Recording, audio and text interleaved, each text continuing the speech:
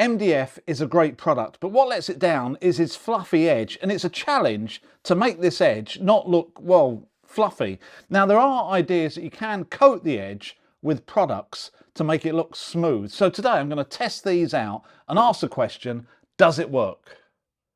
Or do they work? I've got more than one.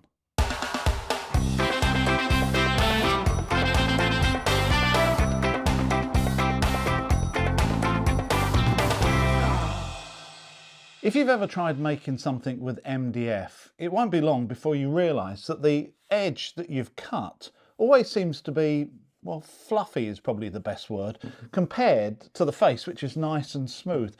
And it doesn't matter how much you sand it, all you do is sand down to the next layer of fluffiness. Unlike timber, where you can use higher grade grits of sandpaper and end up with a really smooth surface, MDF doesn't seem to work like that. So when you come to paint it, the paint on the edge always looks different to the paint on the face. It raises the grain or the fluffiness, and you just keep going round in circles, but you can never really get the two actually looking the same. There is a theory that you can coat the edge with products to make them as smooth as the face, so therefore it all matches. So today I'm going to test that out. I'm going to use various products to see if I can get the edge as smooth as the face, so when it does take paint, it all looks the same. So the first thing I need to do is to cut some MDF to use as my samples. I'm sure different types and qualities of MDF have a bearing on how fluffy the edges are and how they perform when they're painted. However, most of us won't have any choice in the type we get, and we'll end up with whatever the DIY shop sells, which will nearly always be the cheap stuff rather than the high quality moisture resistant version, which I can guarantee I'll never see in my local DIY shop. I cut 5 similar strips of 18mm MDF here and give one edge a light sanding, and the other I run through the router to get a ball nose effect, which is the type of finish that I use quite often when I'm building something out of MDF.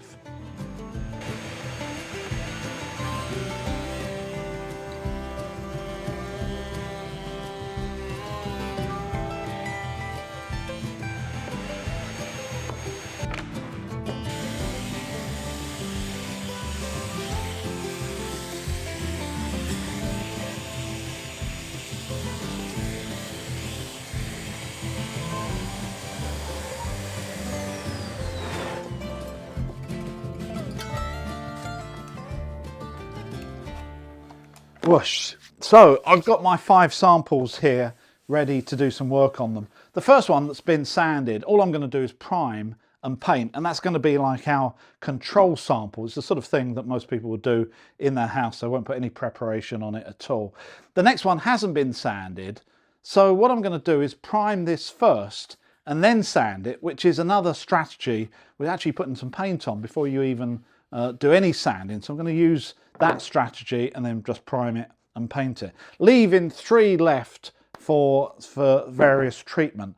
The first one, I'm going to use some multi-purpose wood filler on, both on the ball nose and the flat edge. I'm not sure how well it's going to stick onto this, but I'm going to do my best to try to apply it, and then we'll sand it off and see what the result is.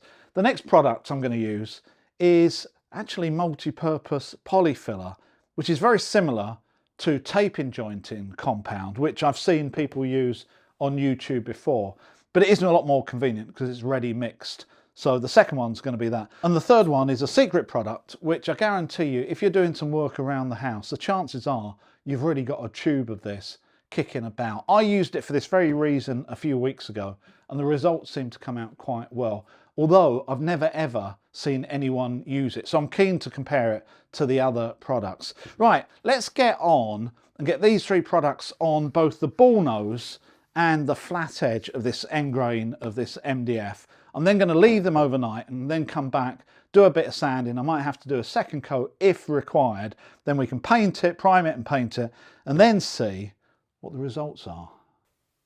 I label the samples before I do anything to make sure that I don't get mixed up, and then start coating the edges, starting with polyfiller, which tends to dry up as soon as it hits that edge, making it a bit tricky to apply. But I persevere and keep pushing it in and end up smoothing it the best I can.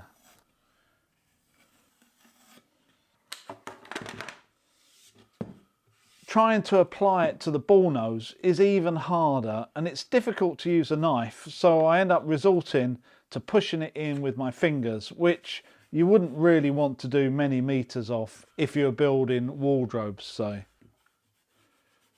The wood filler I'm using is not a two-part wood filler and therefore doesn't go extremely hard, which I don't think would help with the sanding.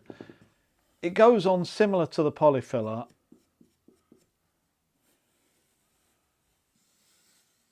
and I resort once again to using my fingers. Lastly, I apply the secret treatment, which is by far the easiest to cover the surface with. Once they've dried, I give them all a light sanding and a wipe down with a tack cloth. And then I prime each one with acrylic primer undercoat using a foam roller.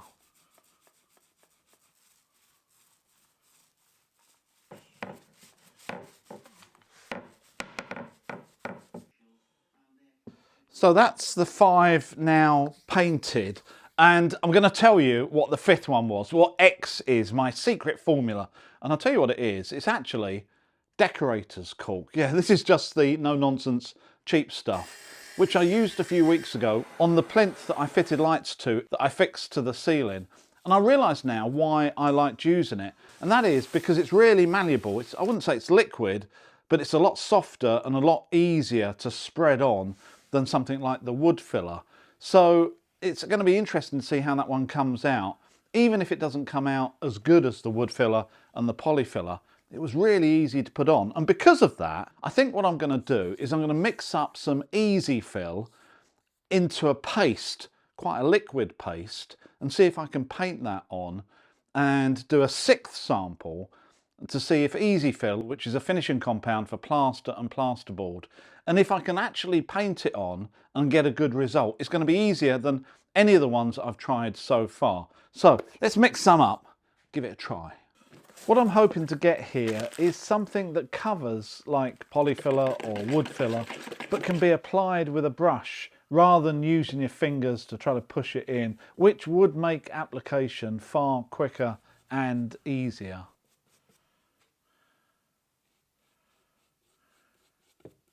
I now sand the sample that I painted before any sanding and give all of them 2 coats of a paint that I've just bought for my wardrobe install, which is fresh and being dark grey should help highlight any differences in the end results.